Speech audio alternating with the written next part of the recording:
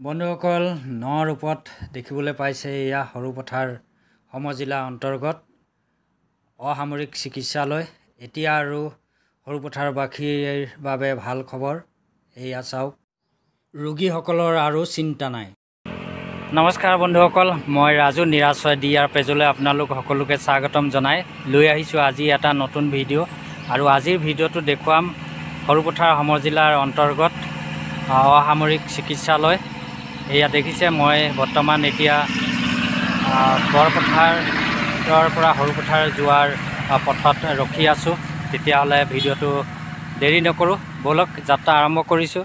আৰু ময়ো চাম, আপোনালোকক দেখুৱাবলৈ যত্ন কৰিম।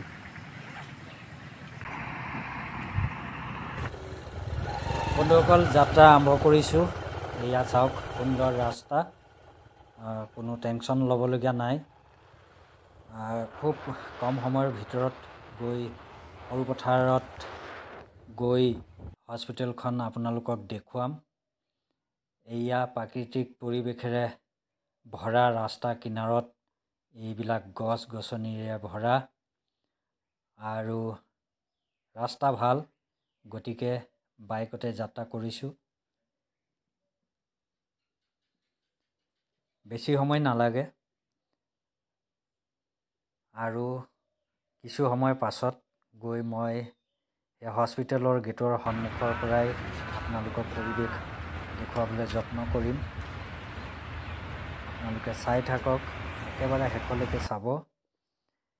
এয়া মই সৰুপথাৰ ইতিমধ্যে আহি পাইছোঁহি। অকণমান সময় পাছতেই আপোনালোকক সেই হস্পিটেলখন মই দেখুৱাম। এয়া চাওক, হস্পিটেলৰ গেটৰ সন্মুখতে আছোঁ মই। আৰু এইটোৱে হৈছে সেই ৰাস্তাটো, যিটো ৰাস্তাই মই আহিছিলোঁ। এয়া হৈছে হস্পিটেল।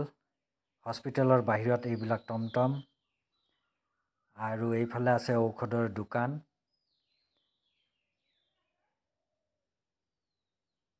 আৰু এইফালে আপোনালোকক মই দেখুৱাম ৰৈ থকা এখন এম্বুলেঞ্চ। এয়া চাওক, আৰু এইফালে হৈছে সেইখন হস্পিটেল। এই গেটৰ সন্মুখেদিয়েই যাব লাগিব। আটক ধুনীয়াকৈ নিৰ্মাণ কৰি উলিয়াইছে আমাৰ সৰুপথাৰ সমষ্টিৰ বিধায়ক মহোদয়ৰ তৎপৰতাত।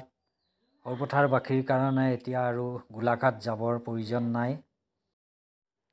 পুনৰ নতুন এটা ভিডিঅ'ৰ সৈতে লগ পোৱাৰ প্ৰতিশ্ৰুতিৰে আজিলৈ আপোনালোকৰ পৰা বিদায় মাগিছোঁ।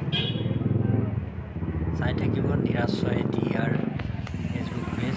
যদি মোৰ পেজটো কোনোবাই ফ'ল' কৰা নাই, অৱশ্যে ফ'ল' কৰিব। ধন্যবাদ।